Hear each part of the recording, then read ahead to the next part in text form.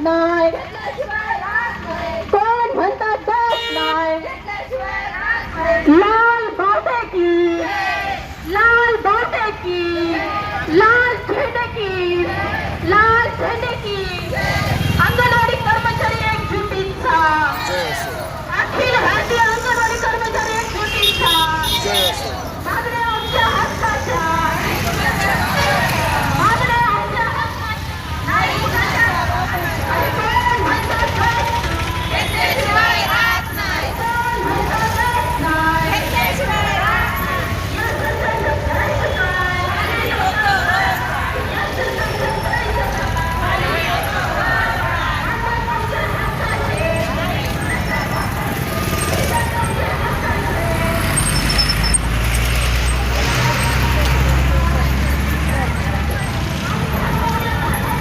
चला हात वर करा, हात वर करा. लाल बावटे की जय, लाल बावटे की जय, मागण्या आमच्या हक्काच्या, नाही कुणाच्या बापाच्या, मागण्या आमच्या हक्काच्या, नाही कुणाच्या बापाच्या, अरे कोण म्हणतं देत नाही, घेतल्याशिवाय राहत नाही, कोण म्हणतं देत नाही, घेतल्याशिवाय राहत नाही, संघटनेचा विजय असो, अंगणवाडी कर्मचारी संघटनेचा विजय असो, CITU जिंदाबाद, जिंदाबाद जिंदाबाद, CITU जिंदाबाद. जिंदाबाद जिंदाबाद. आज centre of Indian trade union CITU anganwadi कर्मचारी संघटनेच्या वतीने अकोले तहसील कचेरीवर मोर्चा आयोजित केलेला आहे. अंगणवाडीच्या ताई, मदतनीस सेविका ताई या मोर्चामध्ये मोठ्या संख्येने सहभागी झालेल्या आहेत. अंगणवाडी ताईंच्या अतिशय भोळ्या भाबड्या मागण्या घेऊन या ठिकाणी अंगणवाडीच्या ताई आलेल्या आहेत. सरकारने अंगणवाडीच्या ताईंना मोबाईलवरचं काम दिलंय, त्यासाठी मोबाईल दिला. काही अंगणवाडी ताईंना अद्यापही मोबाईल मिळाला नाही, त्या स्वतःचा मोबाईल वापरून काम करीत आहेत.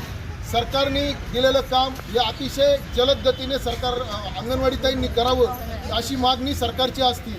मात्र अतिशय दळभद्रा मोबाईल आणि त्या दळभद्रा मोबाईलला 5G ऐवजी 4Gचं सिम कार्ड देऊन, तेही अशा प्रकारचं सिम कार्ड का ते सिम कार्ड ज्या ठिकाणी रेंज आहे त्या ठिकाणचा विचार न करता दिलेला आहे.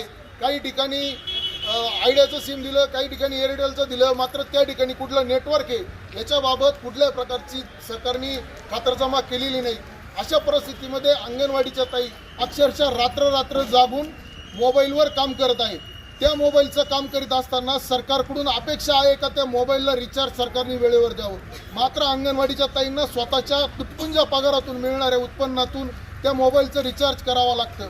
मागील 2 वर्षापासून, काही अंगणवाडी ताईंना 3 वर्षापासून मोबाईलचा रिचार्ज मिळालेला नाही आणि अशा परिस्थितीसुद्धा अंगणवाडीच्या ताई करतात. अतिशय तुटपुंजा पगार आहे, त्याच पगारातून गावची लेकरं अंगणवाडीच्या ताईला सांभाळावी लागतात. त्या लेकरांना खाऊ घालण्यासाठी जो इंधन खर्च सरकारच्या वतीनं दिला जातो तो अतिशय कमी आहे. आणि कमी असून सुद्धा अतिशय लाजिरवाणी पद्धतीनं सांगावं लागतं का मागच्या 4-5 वर्षापासून हा इंधनाचा खर्च अंगणवाडी ताईंना मिळालेला नाही. सरकार दरबारी चौकशी केली असता कोणत्या वर्षाचा दिलाय आणि कोणत्या वर्षाचा दिला नाही हे सुद्धा सरकारकडे रेकॉर्ड शिल्लक नसल्याचं आम्हाला जाणवलेलं आहे. त्याचबरोबर अंगणवाडी ताईंना अनेक प्रकारचे भत्ते, प्रवास भत्ते, मिटिंगांना जाणे येणे हे सुद्धा अतिशय तुटपुंज प्रमाणात मिळतं आणि तेही अनेक दिवसापासून मिळालेलं नाही. अशा परिस्थितीमध्ये अंगणवाडी ताईला तिच्या पगारातून जो काही प्रोत्साहनपर काम करण्याचं जीव काढून जी काम करते आणि त्यासाठीचे काही 2,000चं प्रोत्साहन भत्ता दिला जातो, तोही प्रोत्साहन भत्ता जवळपास 90% अंगणवाडी ताईंना अद्याप मिळालेला नाही. सरकारने अतिशय चुकीच्या पद्धतीचे कुठल्याही प्रकारचे विचार न करता, निकष न लावता, कुठल्या प्रकारचं ट्रेनिंग न देता प्रोत्साहन भत्त्यासाठी निकष लावले आणि त्या प्रोत्साहन भत्ता मिळूच नाही अशा पद्धतीनं षडयंत्र रचून अंगणवाडीच्या ताईंना तोंडाला पाने पुसण्याचे काम सरकारने या ठिकाणी केलेले आहे. प्रोत्साहन भत्त्यासाठी अंगणवाडी ताई संपूर्ण महाराष्ट्रभर पेटलेले आहेत आणि त्याचाच भाग म्हणून अंगणवाडी ताई आज या ठिकाणी रस्त्यावर उतरलेले आहेत. सर्व अंगणवाडी ताईंना सरसकट प्रोत्साहन भत्ता मिळाला पाहिजे. त्याला जे काही निकष लावलेले आहेत अतिशय बोगस निकष सरकारने लावलेले आहेत. असे निकष लावलेत का त्या निकषातून अंगणवाडी ताईंना प्रोत्साहन भत्ता मिळणारच नाही अशी पद्धतीने सरकारने काम केलेलं आहे. या सर्व पार्श्वभूमीवर सरकारला कामाची प्रचंड घाई झालेली असते. अंगणवाडी ताईंना प्रचंड जोरदार पद्धतीनं घाईघाईने अंगणवाडी ताईकडून काम करून घ्यायचं असतं. मात्र अंगणवाडी ताईंची भरती ज्या शिक्षणाच्या बेसवर झालेली आहे, काही जुन्या अंगणवाडी ताई आहेत का त्यांना 5वी 7वी आणि 8वीच्या बेसवर शिक्षणाचा आदर घेऊन नोकरीत घेतलेले.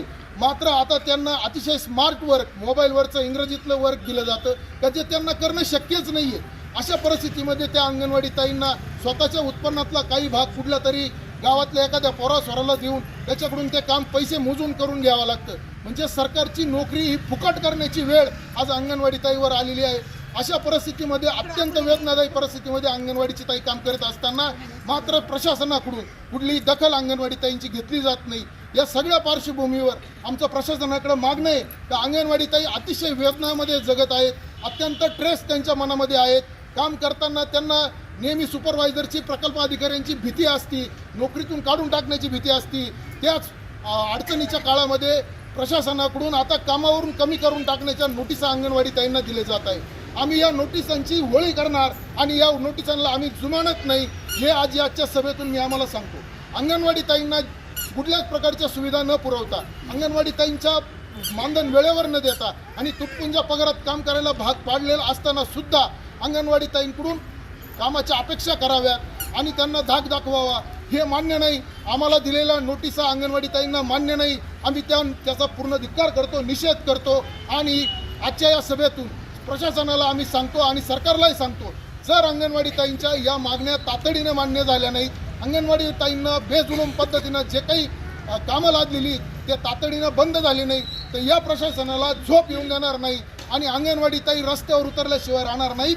या आजच्या मोर्चाच्या माध्यमातून सरकारला इशारा देण्यासाठी आम्ही या ठिकाणी आलेलो आहोत.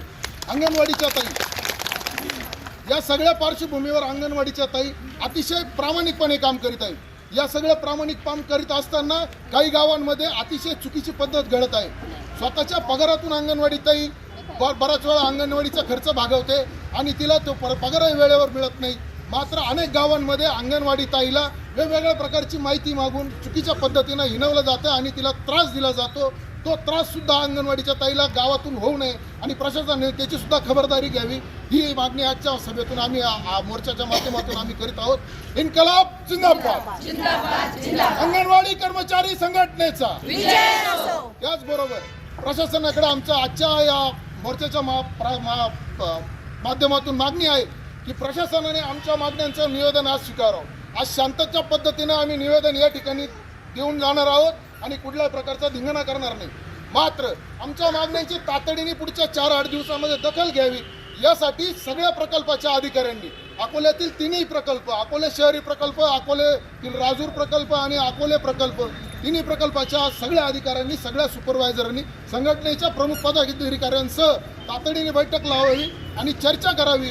जे काही जुलमी पद्धतीनं तुम्ही कर्मचाऱ्यांवर अन्याय करतात तो तातडीने थांबवावा, यासाठी तुम्ही बोललं पाहिजे, असे आम्ही आजच्या मोर्चाच्या माध्यमातून तहसीलदारांकडे मागणी करत आहोत. इन्कलाब जिंदाबाद, जिंदाबाद, जिंदाबाद. अखिल भारतीय अंगणवाडी कर्मचारी एकजुटीचा, अखिल भारतीय अंगणवाडी कर्मचारी एकजुटीचा.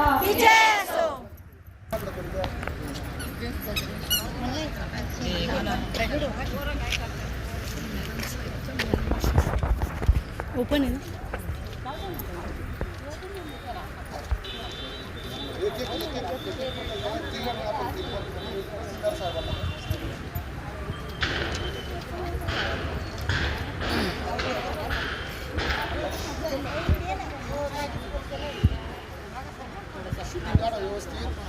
अंगणवाडी कर्मचारी संघटनेचा, अंगणवाडी कर्मचारी संघटनेचा